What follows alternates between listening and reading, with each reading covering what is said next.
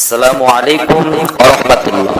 প্রিয় বন্ধুরা, কিছু সংক্ষিপ্ত প্রশ্নের উত্তর যা জানার প্রত্যেকটা মুসলমানের উপর প্রয়োজন। প্রশ্ন: প্রসিদ্ধ আসমানি কিতাব কয়টি ও কি কি, এবং কোন নবীর উপর কোন কিতাব অবতীর্ণ হয়েছে? উত্তর: প্রসিদ্ধ আসমানি কিতাব চারটি। 1 নাম্বার তাওরাত, 2 নাম্বার জাবুর, 3 নাম্বার ইনজিল, 4 নাম্বার কোরআন। প্রিয় বন্ধুরা, এখন জেনে নিব কোন কিতাব কোন নবীর উপর নাজিল হয়েছে। তাওরাত হযরত মুসা আলাইহিস সালামের উপর,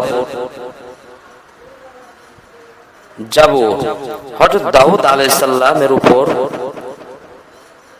3 নাম্বার ইনজিল হযরত ঈসা আলাইহিস সালামের উপর, 4 নাম্বার কোরআন সর্বশেষ ও সর্বশ্রেষ্ঠ নবী হযরত মুহাম্মদ সাল্লাল্লাহু আলাইহি সাল্লামের উপর অবতীর্ণ হয়েছে। প্রিয় বন্ধুরা, আরেকটা প্রশ্ন আমরা জেনে নিব, নবী ও রাসূল কাকে বলে? কেউ কি নিজের ইচ্ছায় নবী হতে পারে? উত্তর: নবী বলা হয় যিনি তার পূর্ববর্তী কিতাব ও শরীয়ত অনুযায়ী মানুষদেরকে তাওহীদের দিকে আহ্বান করতেন।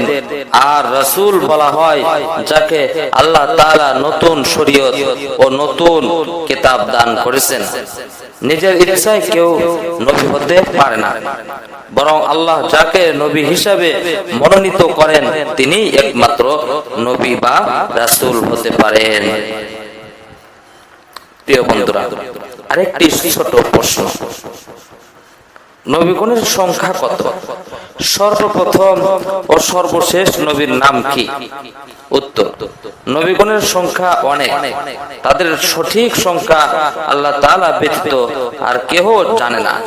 তারা সবাই সত্যবাদী এবং গুনাহ থেকে পবিত্র। সর্বপ্রথম নবী হযরত আদম আলাইহিস সালাম এবং সর্বশেষ নবী হযরত মুহাম্মদুর রাসূলুল্লাহ সাল্লাল্লাহু আলাইহি সাল্লাম। প্রিয় বন্ধুরা, আরেকটি ছোট প্রশ্ন, হযরত মুহাম্মদ সাল্লাল্লাহু আলাইহি সাল্লাম কত বছর বয়সে নবুয়ত লাভ করেন? তিনি মক্কা ও মদিনায় কত বছর ইসলাম প্রচার করেন? উত্তর: হযরত মুহাম্মদ সাল্লাল্লাহু আলাইহি সাল্লাম 40 বছর বয়সে নবুয়ত লাভ করেন। তিনি 13 বছর মক্কায় এবং 10 বছর মদিনায় ইসলাম প্রচার করেন। প্রিয় বন্ধুরা, আরো একটি ছোট প্রশ্ন, হযরত মুহাম্মদ সাল্লাল্লাহু আলাইহি সাল্লাম কত বছর দুনিয়াতে জীবিত ছিলেন? তার রওজা শরীফ কোথায় অবস্থিত? উত্তর: হযরত মুহাম্মদ সাল্লাল্লাহু আলাইহি সাল্লাম 63 বছর দুনিয়াতে জীবিত ছিলেন। তাকে মদিনা শরীফে দাফন করা হয়। প্রিয় বন্ধুরা, আজকের ভিডিও এই পর্যন্তই। এরপর নতুন ভিডিও পাইতে আমাদের চ্যানেলটিকে অবশ্যই সাবস্ক্রাইব করে আমাদের পাশে থাকবেন।